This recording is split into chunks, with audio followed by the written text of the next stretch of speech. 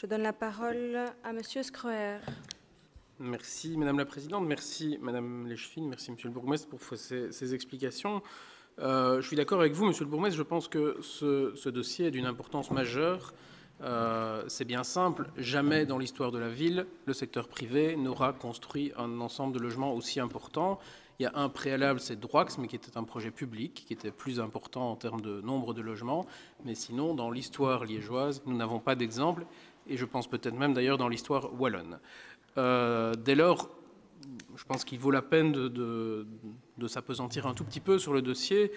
Et effectivement, vous m'ôtez les mots de la bouche, Monsieur le Bourgmestre. Effectivement, nous sommes ici face à un exemple des dérives que peut amener le PPP, le partenariat public-privé, en l'occurrence le dialogue compétitif, qui est à peu près la pire forme de fabrication de la ville qu'on ait inventée jusqu'à présent. Et on va voir en quoi. De surcroît, ce PPP, on le voit vraiment dans le détail ici des délibérations qui nous sont soumises, est vraiment l'exemple où la technicité du débat éloigne du débat politique. La technicité des notes qui sont soumises dépasse le niveau de compétence des conseillers communaux. Nous sommes tenus de vous faire confiance, nous sommes tenus d'accepter un montage juridique extrêmement complexe, que d'ailleurs Mme Leschfin elle-même en commission a expliqué relever d'un cabinet d'avocats spécialisé. Bien entendu, mais donc l'analyse même de ce document n'est pas forcément à notre portée et le risque est bien réel de se concentrer là-dessus. De surcroît, le PPP, et là le FEDER vient jouer un rôle aussi, est aussi l'exemple de la décision politique qui procède par fait accompli. C'est-à-dire qu'à aucun moment, ce conseil communal n'a délibéré de l'opportunité de construire un quartier à cet endroit-là.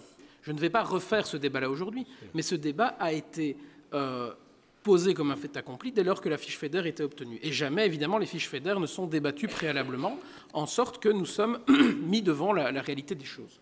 Je pense qu'il est important de le rappeler. Dans le même temps, ma préoccupation, Monsieur le Bourgmestre, Madame Leschfin, est aussi de faire en sorte que ce dossier, qui est désormais engagé, contre lequel on ne fera plus rien, aboutisse de la meilleure façon possible. Et donc ma responsabilité de conseiller communal ce soir en intervenant, c'est d'une part de souligner les limites de ce dossier de façon à ce qu'on en tire peut-être certaines leçons pour des dossiers ultérieurs, mais également de me préoccuper de la manière dont ce dossier pourra aboutir de la façon la plus satisfaisante possible au bénéfice de la ville, car il est bien entendu, et nous en sommes d'accord, que nous avons besoin de logements et que construire un grand nombre de logements à proximité du tram est une option bien souhaitable à d'autres formes d'urbanisation. Alors il y a, excusez-moi, il y a 6 points sur lesquels je souhaiterais intervenir. Le premier, c'est que ce dossier présente un risque. Il présente un risque par sa taille, simplement.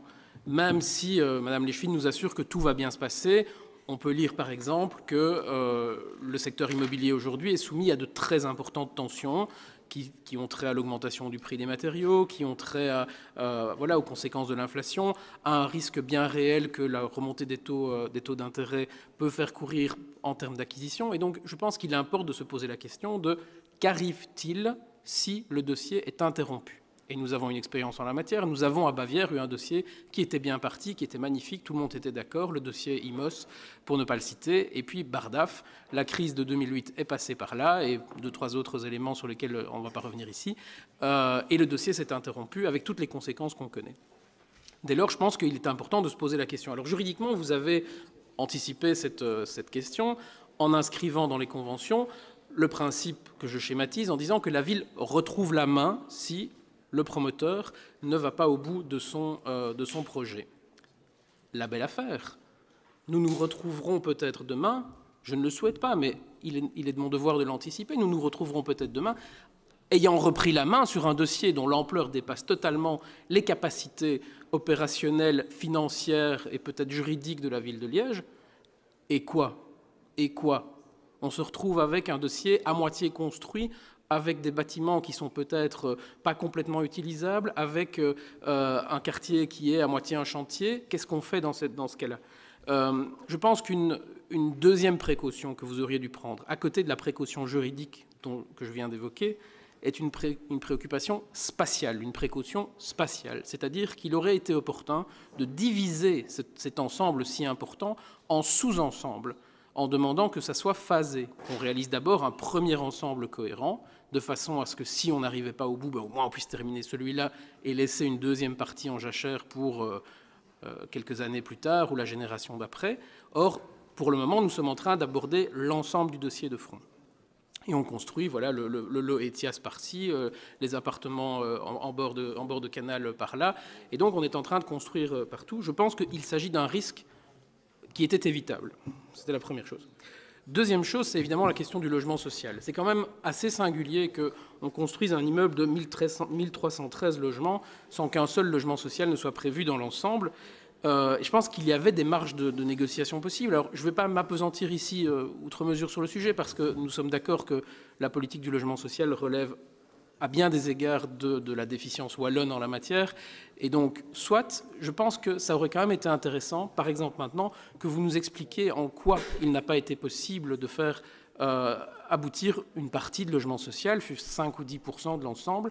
Je pense que ça aurait été très intéressant, y compris sur le plan symbolique, y compris pour les Liégeois qui aujourd'hui sont en difficulté dans la recherche d'un logement, et ils sont nombreux parmi nos concitoyens, et qui auraient sans doute vu d'un œil bien plus favorable un projet dans lequel on disait qu'ils avaient aussi leur place, plutôt qu'un projet qui sera perçu inévitablement comme un projet de privatisation d'un espace public au bénéfice des personnes qui pourront se payer ces logements qui sont quand même relativement onéreux.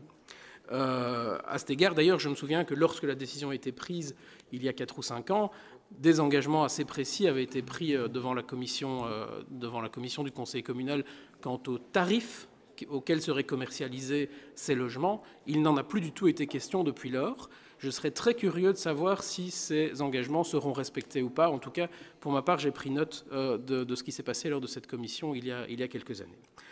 Troisième enjeu, c'est l'architecture. Vous nous dites, Madame Leschfin, que nous allons ici réaliser un projet emblématique. Et je m'en réjouirais, vraiment. Je pense que c'est nécessaire. Chaque génération a besoin de construire la ville et de laisser derrière elle 1, 2, 3 quartiers qui vont être représentatifs de tout ce qu'on savait faire de mieux à une époque.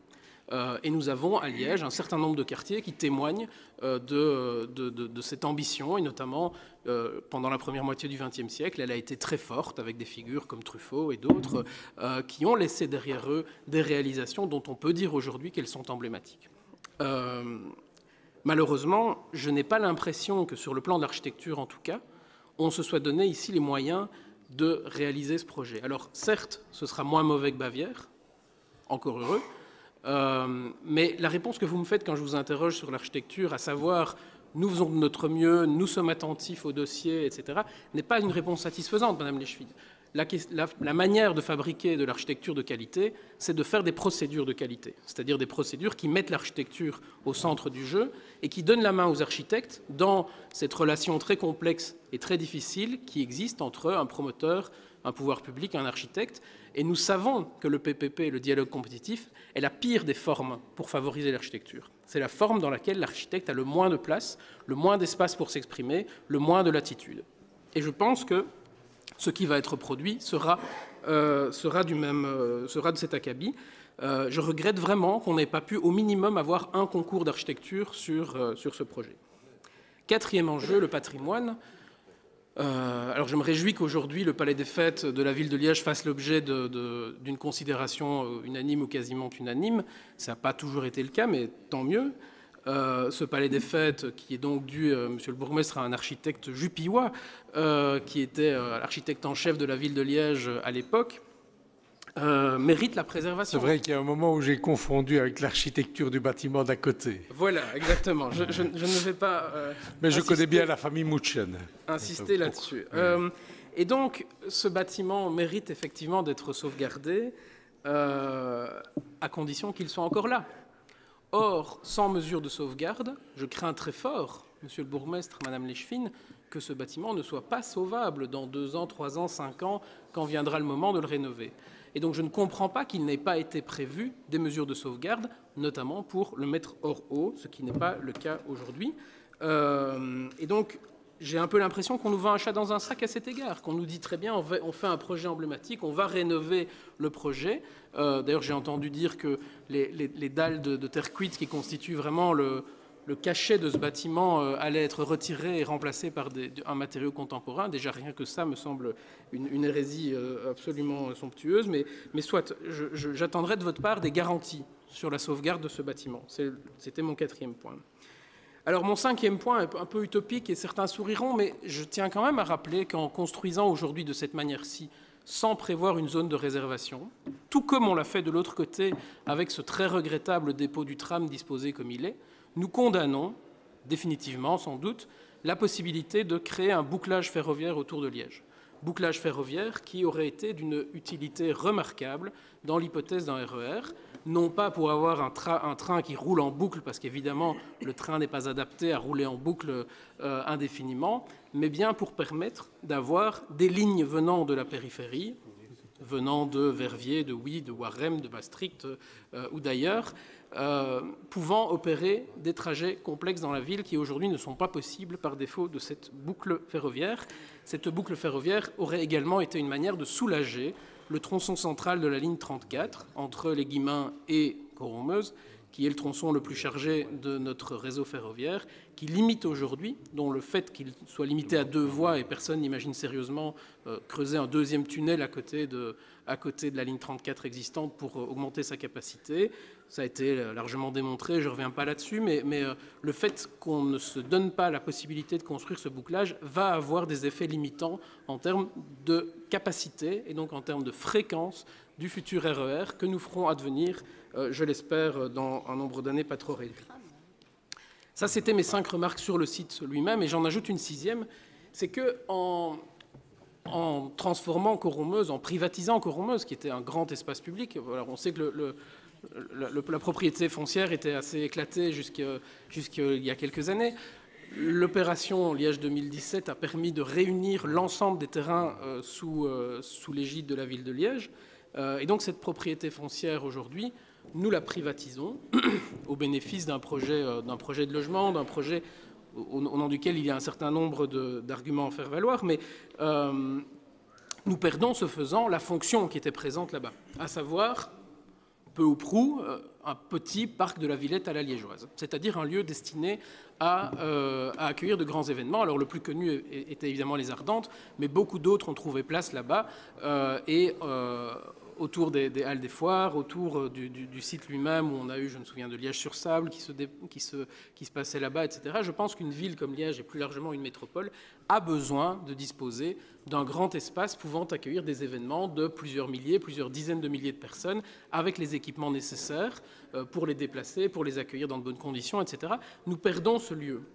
Et donc j'aimerais vous demander, monsieur le bourgmestre, allez-vous écouter la proposition que nous vous faisons de faire émerger un nouveau lieu destiné à l'accueil de grands événements culturels, de grands événements sportifs, de grands événements populaires, politiques, comme nous en avons besoin, autour du Haut-Fourneau-B, du Stade du Standard, du parc de Trassenster, c'est-à-dire un projet intercommunal avec nos voisins cérésiens, où il y a vraiment là le potentiel, à savoir la desserte ferroviaire, la desserte en tram, le P+R, l'ensemble des infrastructures sont présentes, et il y a là la possibilité de faire émerger ce site dont nous avons besoin et que nous perdons ici. Voilà, et c'est évidemment pas les terrains du logement social du charbonnage en recours qui ont été un peu précipitamment affectés aux Ardentes qui vont constituer une réponse satisfaisante à ce besoin. Voilà, je conclus en disant que dans de très nombreux dossiers, on constate que la qualité n'est pas au rendez-vous par défaut de maîtrise foncière publique. Ça a été le cas à Bavière. Ben oui, Bavière, ok, on aurait pu faire un quartier emblématique à Bavière. On se retrouve avec un lotissement catastrophique, avec une espèce comment dirais-je, de caricature de Zahadid sous acide, enfin quelque chose de vraiment très étonnant. On se retrouve avec des projets comme ça qui sont ratés, et on explique qu'on les a ratés parce que nous n'avions pas la maîtrise foncière. Et effectivement, nous n'avions pas la maîtrise foncière à Bavière, et l'échec de Bavière est largement imputable à la spéculation foncière qui a eu lieu sur ce site et qui a amené le foncier à coûter tellement cher qu'on ne sait plus rien y faire d'autre que ce qu'on fait là aujourd'hui. Dans le cas présent, nous avons la maîtrise foncière jusqu'à ce soir. Et le vote d'aujourd'hui est important. Alors certes, on a saucissonné le dossier, on a pris des décisions de principe. Ce soir, la décision que nous prenons est de nous défaire de notre maîtrise foncière sur 25 hectares situés en bord de Meuse, en bord de tram, en concédant ce droit de superficie, nous perdons la maîtrise foncière. Nous gardons un droit réel à terme, etc. Madame Leschwin, nous perdons la maîtrise, c'est-à-dire la capacité d'orienter, la capacité d'encore négocier. Et moi, j'aurais voulu, ce soir, que vous arriviez avec des réponses en termes, je le répète, de phasage, de logement social, de concours d'architecture, de mesures de sauvegarde pour le patrimoine, de zones de réservation pour garantir le développement du transport public à long terme et des perspectives sur un projet. Je peux vous demander une minute. Je demanderai au public, s'il vous plaît, un peu de respect. Nous n'arrivons même pas à entendre la fin de l'intervention de M. Schreuer. Car effectivement, c'est la fin, Madame la Présidente. Vous pouvez reprendre la parole. Et voilà. Et je clôture en vous disant que j'espère qu'on tirera la leçon de ceci et que le dialogue compétitif ne fera plus partie de la palette urbanistique liégeoise. Néanmoins, je vais m'abstenir ce soir parce que je pense que nous ne pouvons pas nous permettre de louper ce qui se prépare à Coron-Meuse. Et en dépit de toutes ces limites que j'ai pointées ce soir, et c'est mon rôle de conseiller d'opposition de le faire, je souhaite et j'espère néanmoins ardemment que ce projet Rive Ardente va voir le jour, pourra être mené à bien, ne sera pas un nouvel échec urbanistique pour Liège et que l'attractivité conjuguée du tram, de la Meuse, de l'accessibilité en vélo qu'offre le site sera suffisante pour que ce projet voie le jour. Voilà, je vous remercie toutes et tous de m'avoir écouté.